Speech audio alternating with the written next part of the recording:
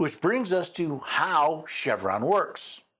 Chevron, decided in 1984 by a bare quorum of 6 justices, triggered a marked departure from the judicial approach of independently examining each statute to determine its meaning.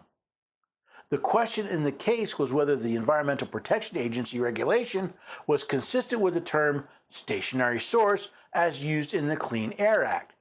To answer that question, the court articulated and employed a now familiar 2-step approach, broadly applicable to a review of agency action. The first step was to discern whether Congress had directly spoken to the precise question at issue. The court explained that if the intent of Congress is clear, that is the end of the matter. And courts were therefore to reject administrative constructions that are contrary to clear congressional intent. But in a case in which the statute was silent or ambiguous with respect to the specific issue at hand, a reviewing court could not simply impose its own construction on the statute, as would be necessary in the absence of an administrative interpretation.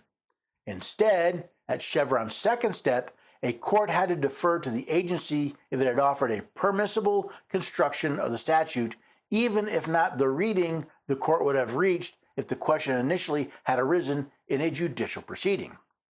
Employing this new test, the court concluded that Congress had not addressed the question at issue with the necessary level of specificity, and the EPA's interpretation was entitled to deference. Chevron was unique. Of the 9 justices on the Supreme Court, only 6 of them actually decided the case. Justices Marshall and Rehnquist were not part of the consideration of the case, and Justice O'Connor did not participate in the decision. All 6 of the justices who decided the case agreed with it, including its 2-step approach.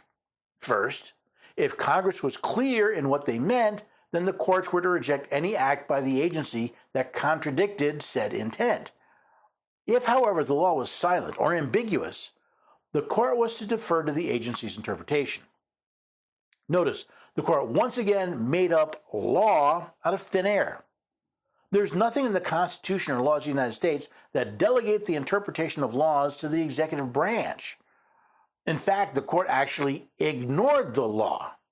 Congress in 1946 enacted the APA as a check upon administrators whose zeal might otherwise have carried them to excess not contemplated in legislation creating their offices.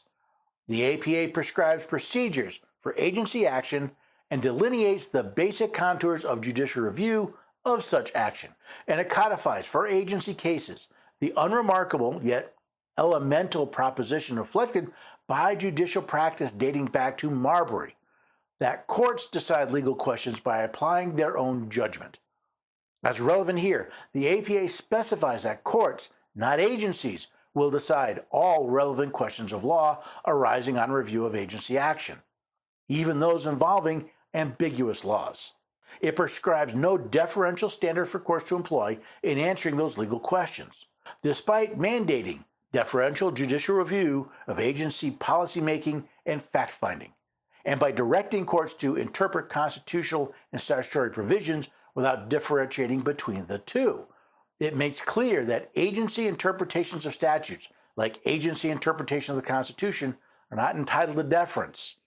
The APA's history and the contemporaneous view of various respected commentators underscore the plain meaning of its text.